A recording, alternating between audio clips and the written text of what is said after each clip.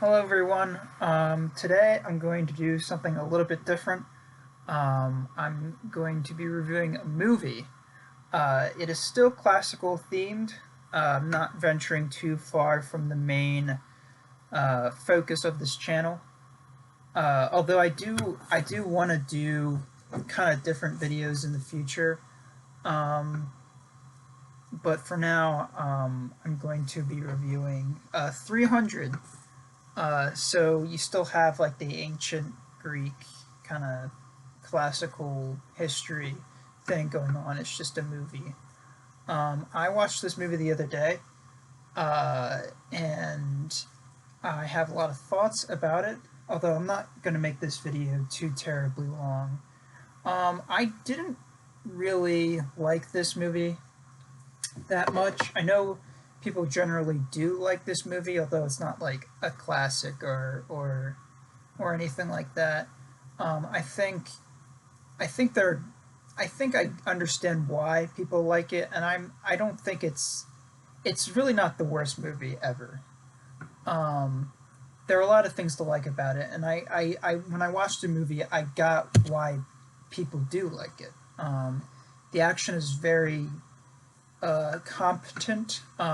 It wasn't really I wasn't really like impressed by the action in the movie, and I don't know if it's because it reflects a style that's really matured since then. Because this is now a what, like a 15-year-old movie, and certainly the director Zack Snyder, he's known for making action movies, and he's kind of changed a lot since then, and so maybe I've been not spoiled because he doesn't really make a lot of good movies, but just he's just different. He's just changed as a filmmaker.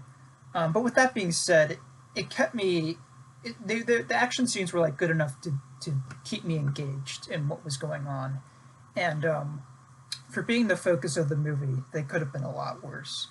Although I do think it was a little silly how there were like uh, you know how there were like different creatures that they had to fight at times. I thought that was silly. I also thought it was silly, and I this kind of ties in with like one of my big complaints, which is that they added stuff that didn't need to be in the movie. When he tells Ephialtes that he can't fight because he can't stand up the phalanx because he's like handicapped and he can't raise his shield above his head or whatever. But then they like barely fight in the phalanx at all in the movie. They're mostly doing like the fighting's very individual, which as a historian, I kind of that's not how ancient Greek uh, armies fought, at least in the classical period. um, but obviously, it's a movie. It's clearly not supposed to be like super accurate to the source material. Maybe the graphic novel. That's the other thing too. I forgot to mention. I haven't read the graphic novel, so I don't know how it compares to that. I know how it compares to the original story. Um, well enough anyway. As I read the original account in Herodotus and stuff like that.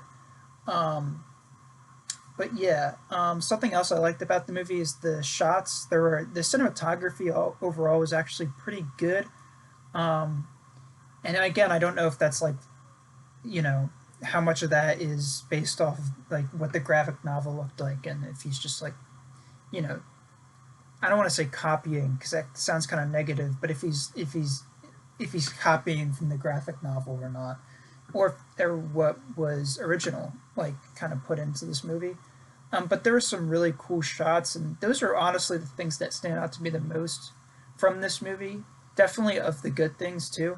Um, Especially like the ships, the part where there's a storm at Thermopylae, and the ships are like crashing against each other and against the rocks, and it's storming, and like everything's kind of lit up by like the lightning strikes.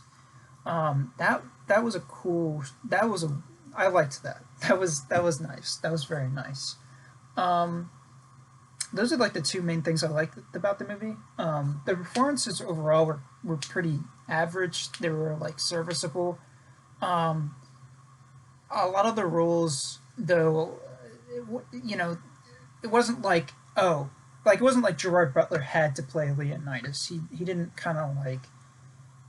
I wouldn't call any of these performances iconic, nor did they need to be really. Like I said, they were serviceable and kind of exactly what this movie required. Um, but the acting was good. I don't think anyone was um, uh, doing a bad job or anything. I thought the creepy guy, I forget his name, but the creepy guy back at Sparta that Lena Headey kills towards the end, I thought he was a little ridiculous. And I wasn't sure. He was one of the reasons why I wasn't sure what the tone of the movie was supposed to be. Um, because he's like this really ridiculously like just the way he like looks at people is so like cartoonish, um, which I don't know if is an appropriate uh, maybe it's not an appropriate word for it, but it's kind of ridiculous. But other than that, the performances were all fine. Um, as far as the stuff I didn't like, um, mainly this thing, and 300's by far not the only movie based on a true story or like a historical event to do this. Um, but just the fact that they feel the need to add stuff that just didn't need to be in the movie, and it like it's just so unnecessary, and it's really something that wouldn't bother someone if they don't know the original story, which would be most people. So really, a lot of this is like just like a me thing, kind of almost like a preference thing. But I do think it kind of jumps over that, and I do think that even without understanding, having read up on the original event, I think I still don't understand what the point of the story, like the events back in Sparta, was supposed to serve.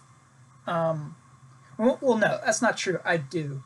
They were supposed to be the idea was that Lena Headey, Gorgo, Queen Gorgo, was supposed to try and convince the assembly to send reinforcements. Um, to help Leonidas. The reason why they don't is because the Ephors, which is like a whole other. I'll get to that. The Ephors in this movie are the most ridiculous thing ever, but I'll get to that. The Ephors say that they can't go to war. So Leonidas kind of like he doesn't trick them, but he kind of was like, "Oh, I'm just gonna be marching my troops over here." It is kind of like a clever thing, and honestly, I did kind of think that was funny. Um, so she does all this stuff to try and convince enough Spartans in the assembly to send more troops. Um, but the creepy guy ultimately blocks her from doing that. And then she kills him, and it's revealed that the creepy guy is being paid by Xerxes. And easily, and one of the most ridiculous details in the movie too is that the coins he had. First of all, like why did he bring the coins to the assembly? Why didn't he just keep them at his house? That's kind of like a nitpicky thing. And then also too, like the coins aren't like ancient coins where it's like an imprint and it doesn't look too realistic because it's like the technology at the time wasn't good enough to get like an accurate like profile of someone's face. But the coins, when it spills out of the creepy guy, like a pinata or something, are like photographic, like exactly what Xerxes looks like, and it just looks so silly. Um, Even like compared to like coins we have now, which are a lot better, it's still like literally like they took a scan or like a photograph of Xerxes or like the actor who plays Xerxes, his profile, and it just looks so silly. Um, but she kills the creepy guy. Getting back on topic, and then nothing happens until the guy who's the narrator comes back and he's like, "Okay, here's everything that happened. Please send reinforcements," and then they do. So really, all the stuff with Lena Headey um, ended up not serving any purpose. I guess unless you want to say like the creepy guy would have been able to convince the assembly that the narrator guy was wrong for wanting reinforcements, but I don't know how they would have done that. Um, uh, can, yeah, I don't know, because he literally came back from the front lines and he saw all the war crimes of the Persians, and he would have been like, "Listen, these are bad dudes. We need to get them." Um, I don't know. So all of that was unnecessary. Um, and there are a couple like things um, story wise which didn't make a lot of sense. I already mentioned the thing with Ephialtes. Why it doesn't make sense that Leonidas, even if they did fight in a phalanx too, like Leonidas could have had Ephialtes like just kind of hang back like behind them, or even like had him stand with the other Greeks. Because the other Greeks, they like he barely lets them fight in the battle at all. So I don't know. And also too, like this movie wants to do what's called it wants to follow what's called the Spartan Mirage, which is like this concept in the classics where uh, there's a difference between what Spartan society and stuff like that was like in reality versus the accounts we have, and kind of like this kind of it's kind of like a stereotype, but it's not necessarily negative. It's kind of like this glorification of what they were like. Um, and I thought this movie was going to do that, but it gets the Spartan Mirage wrong, you know? And it starts out good, too. And not that it had to get this right to begin with, but um, it has to do with, especially Ephialtes, off the top of my head, is a really good example of this, where they establish um, they established that the Spartans practiced a kind of early form of eugenics with throwing the babies off the cliff that just aren't up to par with what the old men are kind of looking for when they look at them, you know? Um, and so the idea is that you would throw a baby with a physical handicap off the cliff, except apparently they let one live. So within the version of events that the movie is following, it kind of is inconsistent, um, and and we don't even get much of Ephialtes' backstory. He does kind of mention that the like the shield and the helmet he has are like from his parents, um, but it's never explained how he's able to just kind of, unless I'm missing something. And if I am missing something, please leave a comment. But it's never explained how he's able to duck that. Um, and so that didn't really make much sense to me. Um, and oh, I had another thought. This is kind of a ramble because it's 4 a.m. while I'm filming this. I just wanted to kind of get my thoughts out here because I just felt like shooting it at this time. Um, they get the Spartan Mirage. Oh, the E-Force. Another part where they get the Spartan Mirage wrong. Part of the Spartan Mirage is that ancient writers love to talk about how the Spartans had like this great government setup where you had like kings, but you also had like elected officials, and there was like a citizens' assembly where they would vote on certain things and stuff like that. And it was like all well, like the checks and balances thing. And part of that in real life, mind you, was the E-Force. The E-Force in real life are like these elected officials. That's it. They served 1 year terms and then they were done. But in this movie, they're like these creepy guys who live on a mountain and are like inbred somehow. They kind of mentioned that, and they look like Lord of the Rings orc monsters. And I didn't really understand why that was in the movie, other than to put an obstacle for Leonidas so that he can only bring 300 Spartans with him.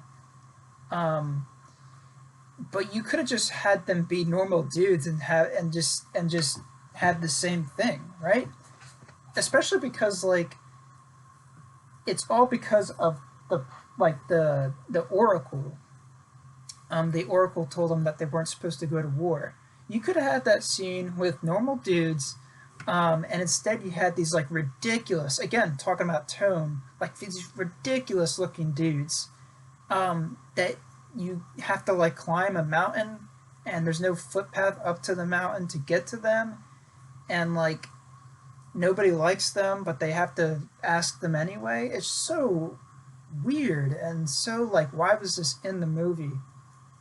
Um, yeah, I think one other thing I'll mention, and it's kind of an elephant in the room. Um, I understand why the actors in this movie didn't wear armor, right? It was to give the audience something to look at, right? And it's like an action movie thing. It's not something this movie kind of came up with. Um, but it looks so dumb to me.